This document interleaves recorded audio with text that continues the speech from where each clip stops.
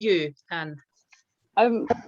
Thank you very much, Greta, and thank you for the invitation to come and speak to the meeting today. Firstly, I should say that the introduction that Greta gave was giving my day job, if you like, which isn't terribly relevant to the topic.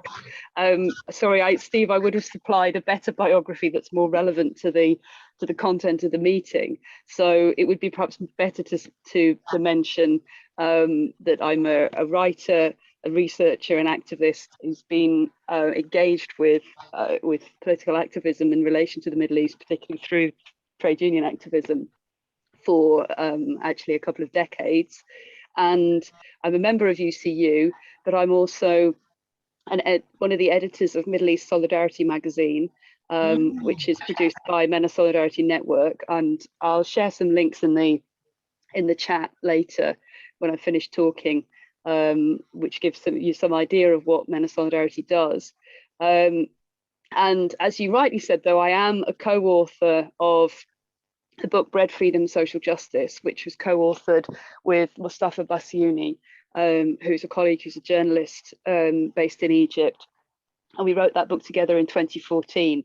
I've also written a biography of Gamal Abdel Nasser, which was published a few years before that. And I'm in the process of finishing a book called Revolution is the Choice of the People, which is due to come out. It was supposed to come out this year, but it kind of got affected somewhat by the cancellation of school as a result of pandemic and various other things that kind of got in the way. So that's been delayed. That'll be published by Bookmarks. And what that book will look at is the experience of revolution across the Middle East over the last, particularly in the last 10 years or so, but then trying to set it in a larger exploration of the political economy of the region, the role of imperialism, and the role of revolution in a broader sense. So the kind of framework that sets up really is it kind of sets out what I want to talk about tonight. So shall I move on to the main? Yes, please do, Anne. Yes, please do. So the topic that I wanted to focus on is around the role of the workers' movement in revolution in Egypt. I will talk quite a lot about the revolution in 2011 and the role that workers' collective action and workers' organisation played in that revolution. But I think it's very important to set that in a longer history. So that's why I kind of dialed back the time frame that I was going to at least make reference to go back to the 1919 revolution. And to really situate the question of working class agency in revolution in a longer historical framework, thinking about processes of class formation and the role of a much bigger kind of picture of how the Egyptian state was formed, the role that was played by British imperialism in that process, the contestation of imperialism, and particularly the kind of waves of anti-colonial struggle, the struggle for an independent state in Egypt, and what that meant and how that shaped the terrain on which the workers' movement developed, because that fed into a process of class formation. And that it's that backdrop and that history that I would argue you have to understand in order to make sense of both the possibilities and the potential of the workers' movement, but also the limitations and the challenges that it has faced. So I guess really the first thing that I'd want to emphasize here is the long history of the impact of colonialism on Egypt as a country. You can trace this back really to the period when the Middle East was being integrated into the emerging capitalist market in the 19th century. Actually, interestingly, Egypt was one of the sites of an attempted kind of process of contestation of what was going to be European domination of the Middle East. as people will probably be well aware, that the dominant state in the pre-capitalist era in the Middle East was the Ottoman Empire, which was a large multinational empire, which had was ruled by a ruling class that was based was kind of its heartlands really of the Ottoman bureaucracy were in what's now modern Turkey, but it ruled in coalition with or in partnership with a bureaucratic class that spanned the whole of the empire, which integrated the Arab provinces into the empire.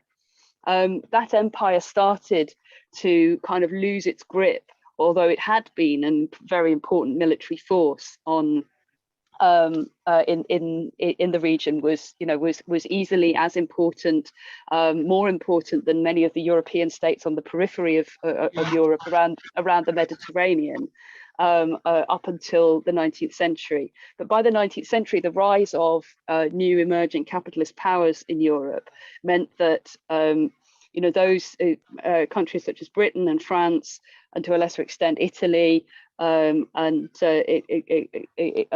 well, were starting to kind of pick apart at Ottoman control over particularly the outlying provinces. This had an impact on Egypt, where in fact a kind of bid for independence was made in the early 19th century by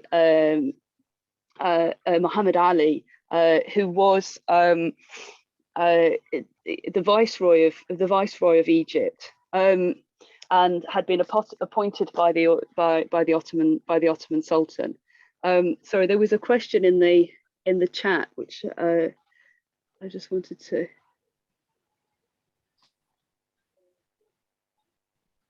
Oh, I see. Yes. Indeed, yes, exactly. He's from Muhammad Ali himself. I mean, I'm using the Arabized version of his name.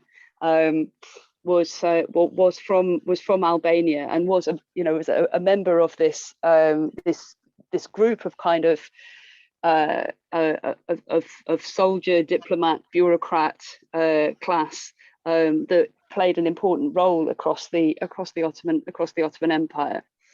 The point here, which is in relation to the question of when does a working class begin to form in Egypt, is that part of Muhammad Ali's challenge to firstly kind of on behalf of the Ottoman Empire, but really kind of, I would pointing in the direction of paving the way towards a future independent Egyptian state, was military, but some of it was also focused around kind of technical innovations and attempts to import technology, including industrial technologies, into Egypt in order to lay the basis, particularly for the production of a modern army. So Muhammad Ali, and again, this is why I'm spending so long talking about this background. Muhammad Ali's period was when long staple cotton was introduced into Egypt, and the integration of Egypt into the kind of cotton production economy started really under his rule. However, crucially, it also involved his military defeat. So he was defeated in battle by the concert of Europe, by the joint European powers, and forced to dismantle his army and his fleet. And Egypt moved into a much more dependent relationship with the European powers. So towards the end of the 19th century, you have the formation of these very large kind of cotton plantations. You have the beginnings of processes which are going to end up in the development of kind of wage labor. You have also hugely coercive force of pushing people off the land, of pushing cultivators and primary producers off the land, either to work sometimes in almost kind of slave labor conditions in the cotton plantations, but also increasingly creating the conditions for the development of an urban proletariat in some of the cities, although that will take quite a long time. One of the crucial things here really, and again this relates to the question about class formation, in Egypt is that the way in which Egypt becomes integrated into the global market does mean that there is very little space for an indigenous bourgeoisie to emerge. That it comes into being in quite stunted and distorted ways. The land is largely dominated by a large class of landowners who are encouraged in this by the British. Egypt wasn't a case where you had kind of plantation style settler colony, unlike, for example, Algeria or Libya, and so on, or Tunisia to a certain extent, where they were large settler colonies of Europeans who took over a lot of the best land. That didn't particularly happen in Egypt, but the landowners who were allied with the colonial power and who formed the kind of social basis of the top of the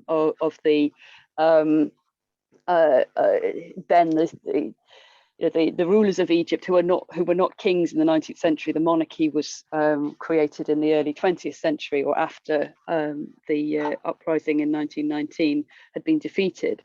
But the rulers of Egypt and the social layer that supported them were largely from this landowner class. There was very little scope for the development of indigenous industrial capital. There were a few exceptions to this, so that by the beginning of the 20th century, you start to see coalescing the beginnings of at least in some very important exemplars, beginnings of indigenous led industrialization. Particularly, I'm thinking one of the very iconic examples of this is the group Misr, which was founded by Talat Harb, and which had a huge, which is still the heart of the massive Misr spinning complex in Mahal al-Kubra. Talat Harb's factory there by the 1930s was the biggest textile factory in the Middle East, and already, by that point employed 20,000-30,000 workers. So when you're thinking about the kind of some of the contradictions about the way that the textile industry developed, to be honest, in terms of the kind of contradictions in scope, you go from very uneven forms of development, where with some extremely large and quite well capitalized bits of industry, such as Group Misr, but then also a lot of smaller firms, and considerable penetration by European mill owners or European owned businesses tended to dominate the textile sector. In the early 20th century, also saw the growth of kind of modern working class in other sectors, mainly in areas like transport. So, for example, around the railways, to a certain extent around kind of road transport when that started to develop, and in those, also in manufacturing, which really was boosted in particular by the kind of conditions of the Second World War, when Egypt was partially kind of cut off from markets elsewhere, and this boosted small-scale industrial development. It wasn't until after the Second World War, really, though, that there was a concerted effort to actually try and direct capital towards industrialization and to form the basis of some of the sort of large-scale industrial enterprises that characterized the Nasserist period after the end of the monarchy. I'm kind of slightly getting ahead of myself here in terms of talking through, though, the questions around revolution.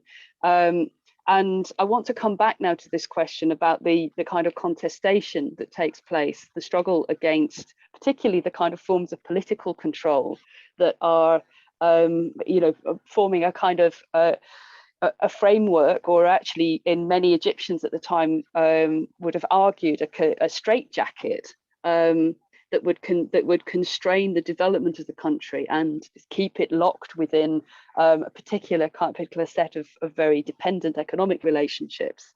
So the the nationalist movement that emerged in Egypt after the the nationalist movement that emerged in Egypt in the late 19th century actually predated the British formal takeover and the establishment of the British Protectorate, and in fact had been partially triggered. There was a very important uprising led by Colonel Ahmed Urabi, opposing the encroachment of European control over the Egyptian state, which was then still nominally a part of the Ottoman Empire. And it was in fact in order to put down, this was in 1881, in order to put down that rebellion, that the British sent gunboats to Alexandria and actually triggered the British occupation formally. Over the following decades, a nationalist movement emerged, which really became kind of fused with more popular forms of protest in the 1919 revolution, which was in the wake of the end of the First World War, and in the context of the Paris Peace Conference, and a delegation that had been sent with nationalist leaders led by Saad Zaghloul from the what became the Wafd party. Wafd means delegation in Arabic, to demand that Egypt become an independent state. And Saad Zaghloul was then arrested and imprisoned by the British, and there was a popular uprising, which brought into play for the first time, actually, really, sections of this emerging working class as an active player in this nationalist struggle. And the 1919 revolution was partially, it achieved in a sense some of its goals from the point of view of this emerging layer of what's going of the Egyptian landowning, and elements of them were also starting to move towards becoming an industrial bourgeoisie, or aspiring to be industrial bourgeoisie, and looking to turn that into political independence, in the sense that although it didn't get rid of the British entirely, it continued. The British military occupation continued, and it involved the imposement of the monarchy. The Wafd party ended up being able to partially share power with the sections of landowners around the monarchy, and became integrated really into the ruling class. But this led to a really kind of unstable compromise, because although in 1919 you'd seen the emergence of popular layers of society, of workers and the urban poor, and to a certain extent some peasant self-organizing and rural protest, but mainly I think it was an urban rebellion in 1919, that the compromise that was achieved was one that largely left the social layers that had been at the top of the pre-1919 state and an Egyptian society intact. And in particular, it meant that the grip of the landowners over the political system was unchallenged. The Wafd party was partially formed of large landowners, and they exercised an enormous social brake on the development of Egyptian economy at the time, because they had no interest really in destabilizing this relationship, this compromise that had been achieved in terms of the relationship with Britain. But meanwhile, Egyptian society continues to develop. As I mentioned before, you start to get a much larger working class starts to emerge, and an accelerated growth of at least in pockets of the country, in Cairo and Alexandria, it moves towards developing an industrial economy. You also get, and this is quite important, the expansion of the state apparatus and the development of a modern state, modern services like education, and a civil service. Still, relatively speaking, this is quite small. Egypt is very largely a rural peasant society, I mean, in the sense of people are working on the land, then they don't necessarily own the land. They may well be kind of sharecropping it from the large landowners and actually have quite precarious forms of land ownership. But nevertheless, you start to see the emergence of a modern middle class from the 1920s, 1930s into the 1940s. So you have a huge acceleration, for example, in the growth of education. Modern higher education institutions are set up, secondary schools, large numbers, much larger numbers. You get beginnings of a rise in literacy and so on. And really, it's the combination of these factors and the rise of a kind of a social base for the political currents that are going to challenge the authority of the old, what Iraqi writer like to call, Hannah Batatu like to call the old social classes, and he was talking in Iraq of the same period, which is to say the landowners in this case. Their control over the polity was going to be fundamentally challenged by the rise of this modern middle class, and also by the rise of a modern industrial working class. Even though it was relatively small in numbers, it actually packed a punch in terms of the impact of its collective action. So in the wake of World War II, you had an escalating period of strikes and protests framed around nationalist demands, particularly around the demand for the evacuation of British troops, and some epic kind of confrontations that took place, led by, for example, the student movement in 1946, clashed with British troops in the area which is now Tahrir Square in central Cairo. That area used to be the Qasr Anil barracks, which were where the British troops were. Students were shot down on the Abbas Bridge, which is nearby.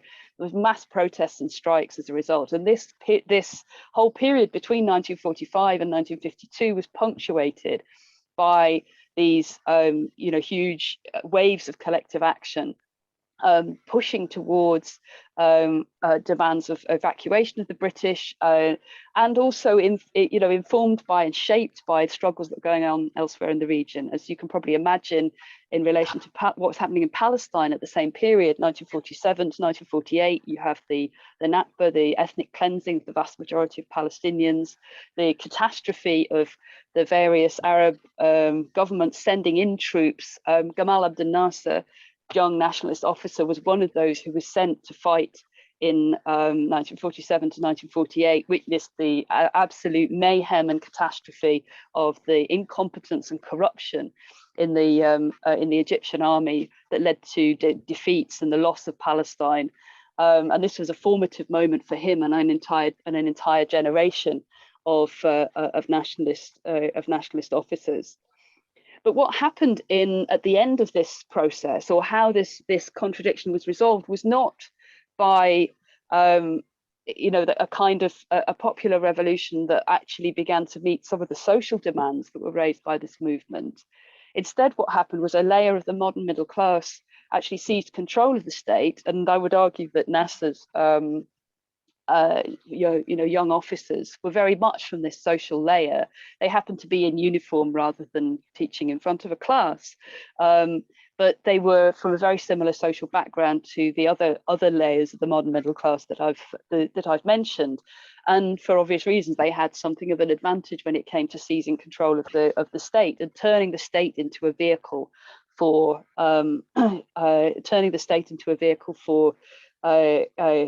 economic development. The period after 1952 saw the end of the end of the monarchy. The monarchy was officially ended in 1954, and the kind of deepening, sort of accelerating trajectory of Nasser and the people around him towards a functional alliance with, and then an actual alliance with the Soviet Union towards the end of by the 1960s, and the declaration really at that point that Egypt was a a socialist country. I would argue that the policies that Nasser was pursuing were state capitalist, that the state was being used as a vehicle for investment and for managing the economy. It was not a socialist economy in the way that I would conceive of it. And one of the tests of that was actually what happened to the workers' movement that had emerged during the 1940s and the early 1950s. Because I mentioned there were massive strike waves, there was a huge degree of organization from below, and that there was a large strand of the nationalist movement related to that workers' movement. But actually what happened when Nasser came into power was the kind of subsumption of that movement by the apparatus of the state. Nasser created a kind of ruling party apparatus eventually, which included a top-down trade union bureaucracy and trade union a top-down trade union federation, the Egyptian Trade Union Federation, which was set up in 1957. And there was no margin really for independent action by workers. In fact, there was a very productivist sort of mobilization of workers for the good of national production goals. Now, this was, for many workers who were part of existing industries and also some of the new industries that did arise as a result of this period of state investment. So, for example, there was massive expansion in terms of like the iron and steel industry, the textile industry was nationalized. There were they experimented and tried to build car factories, trying to build an industrial base in a very short space of time. Actually, in many cases at that period, workers experienced, relatively speaking, rising living standards. They experienced also the expansion of opportunities for, access to things like social welfare, housing, education, and health services were at that point expanded by the state. The problem was that Nasser's state capitalist experiment only lasted for a very short period of time, and that it didn't involve the mobilization of ordinary people or giving ordinary people any scope to organize themselves. It was really using the state to mobilize workers and to mobilize peasants and to mobilize other sections of society. And the Nasserist state was unable to sustain itself as being genuinely independent from the larger system, capitalist system in the region, or from the pressures of a new imperialist system that was emerging in the wake of World War II, one that was centered around the US, or rather was centered around competition between two rival blocks of state capitalist powers, the US and on the one side, and the Soviet Union and its allies on the other, and that Nasser, if you look at what happens with Nasser, and the kind of oscillation and the vacillation between those two poles, he starts off attempting to make alliances with the US, and in fact always keeps a line open to Washington, if you like. I mean, for example, US aid continued to flow to Egypt even at the height of his kind of very formal alliance with the Soviet Union, but increasingly becomes more and more sucked into a dependent economic relationship, political and military relationship with the Soviet Union. And to compound this, at the end of the 1960s, you have a kind of twin catastrophes really overtake Egypt. One of which is military defeat in the Six-Day War in 1967, but also the economic, the kind of turn towards sort of kickstarting an industrialized economy starts to peter out and starts to lose momentum, opening the door then to a very long period after around 1970. Nasser dies in 1970, a very long period in which the Egyptian ruling class orients itself absolutely centrally on moving from alliance with the Soviet Union into into a formal alliance with the United States, and that is concurrent with the acceptance of neoliberal reforms in the 1970s, signing a peace treaty with Israel towards the end of the 1970s. The negotiations start, and the peace treaty is actually signed. It's 1980 by Nasser's successor. And a long period in which you have a kind of hybrid economy in Egypt, one where there are some large sections of the industrial base still owned by the state, but are starting to be chipped away at and undermined, and eventually in the decades later will be sold off and privatized or run down and asset stripped. Meanwhile, you also then have so you have a whole long process of kind of structural adjustment that comes in, particularly post 1992. With a formal structural adjustment program sponsored by the World Bank, which attempts to essentially kind of move from being where the state is the main organizer of industrial production and services to being a facilitator for private capital. Although actually behind the scenes, it turns out that you end up shuffling around many members of the same bureaucracy, the same ruling class, or their sons and daughters who take on this role of kind of private capitalists in quite a crony capitalist sort of way. I mean, I'm not trying to say that you have any sort of all sorts of capitalism is a crony capitalism to a degree, but there's a kind of particularly nepotistic sort of veneer to this in Egypt, which actually is something that feeds into the backdrop to the Egyptian revolution. So when we get to we're talking about kind of the run up to the revolution that erupts in 2011, this kind of backdrop is, I think, very important, because it helps to explain I would argue, some of the reasons why the working class could continue to play a major role in Egyptian politics, despite actually the expectations of the kind of fears of some people who had felt that with the demise of kind of the Nasserist industrial projects and the kind of dream of state capitalism that was the focus of the of economic planning in the 1960s, that would mean that the working class would disappear from Egypt, from Egyptian society.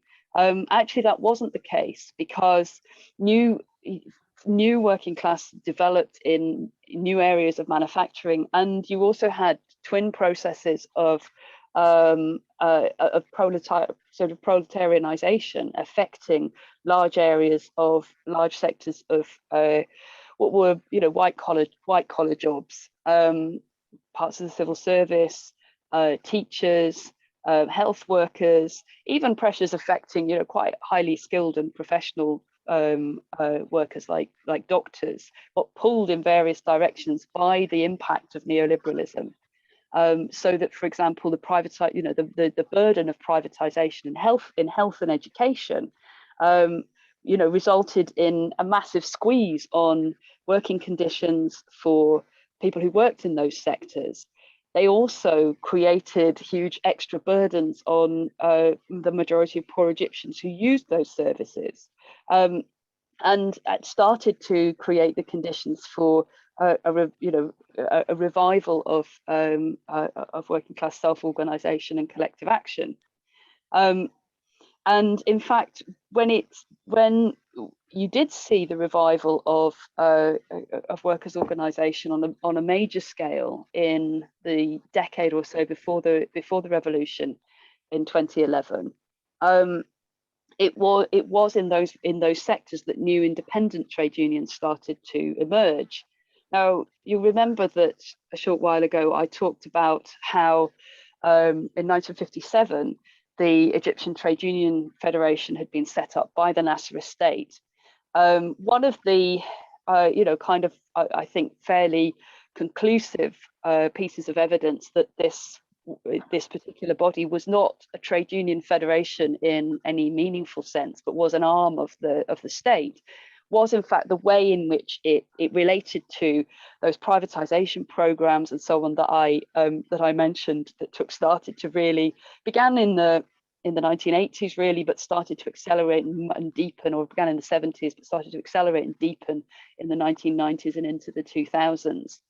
The Egyptian Trade Union Federation didn't even oppose the privatization and the job cuts that threw hundreds of thousands of its own members out of work, and actually gutted a large part of its own industrial organization in the 1990s and the 2000s.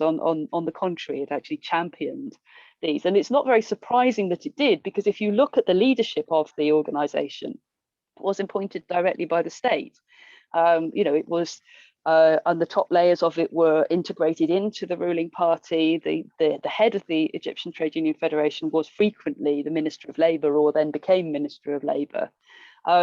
So there was, within using the structures and mechanisms of the official trade union movement to organise collective action were proved to be impossible. Now, I should say that this isn't, there wasn't necessarily like a given that trade union organisations of this type can never be shifted by collective action from below. In fact, actually, if you compare with what happened in Tunisia and in Algeria, you can see that there are slightly different experiences in those countries.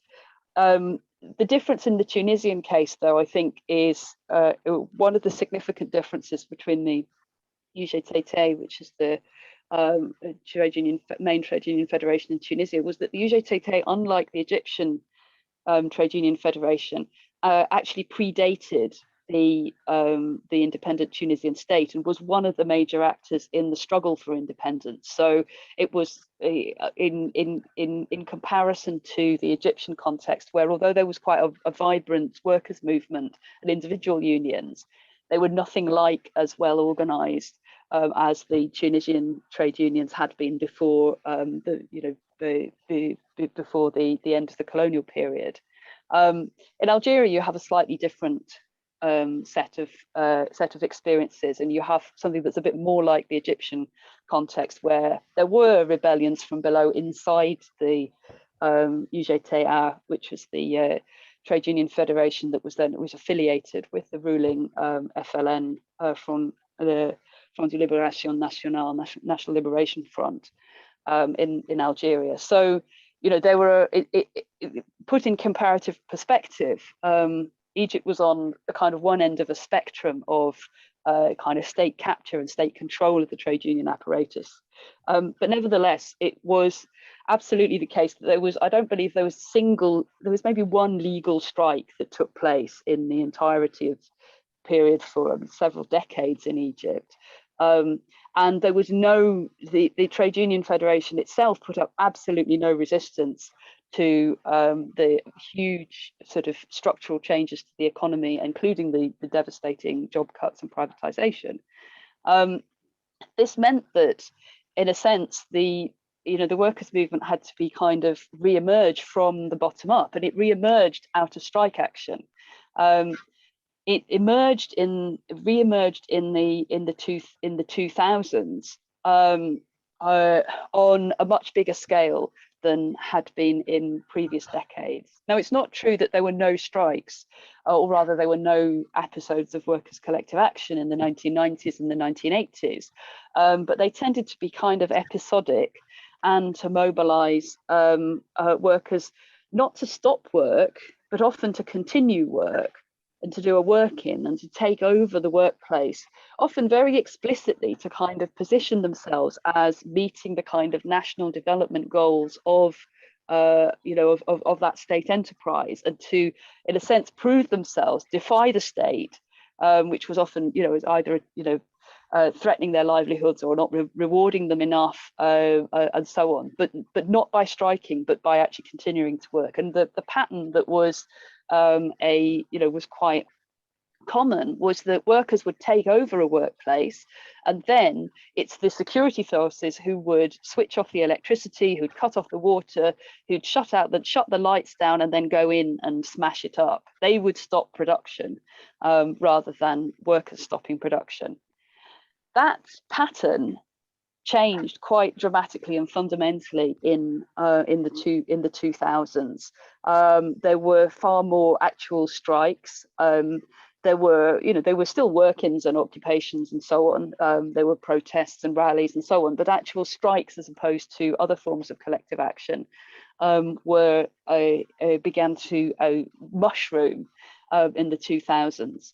This related to, I would argue, actually quite important changes in the way that the in the legal system, and formalization of what had been a long creeping process of neoliberal reform, where essentially the nationalist social contract was abrogated by the state. So there was a question about the numbers that we're talking about. So I mean, in terms of major episodes of collective action, I mean, you're talking about in the 1980s and 1990s, ones that I know about, you're talking about, one or two a year. Doesn't say that that's all the episodes of collective action there were, because one of the problems is lack of accurate figures. But there's relatively, much better documentation from the 2000s, and it goes from kind of a few dozens, but in dozens a year in the early 2000s, to hundreds of episodes of collective action a year by the end of the decade. I can dig up the figures and share with you a bit more detail when I'm not on my phone. But there is a huge kind of step change. Joel Bainin and Hossam Al-Hamalawi did quite a lot of work actually working out, trying to estimate the number of people involved in strikes by the end of the 2000s, and got to kind of millions of workers involved in collective action. This was a huge change for a number of reasons, and really laid the basis for the emergence of the independent unions. I'm not sure how much time have I got left, because I want to kind of say a little bit about the say we're now sort of pretty much through the time in terms of 40 minutes we said at the beginning, but okay. If you say take another 10 minutes or so, not more anyway. Okay. No, okay. Is that fine. okay? Yes, that's fine. Sorry, Okay, I should have kept track of the time better. So the main point that I wanted to make here really was that you have a combination of these underlying changes in the political economy, and in particular the shift towards the intensification of neoliberal ways of managing the economy, and that interacts with then rise in collective action and agency of workers both in industry and in services, and civil servants, people working for the state, people working in health and education, and so on. And that creates the conditions for the emergence of independent unions again for the first time, actually, really since the 1940s, 1950s. And these emerged very clearly, I would argue, out of strike action.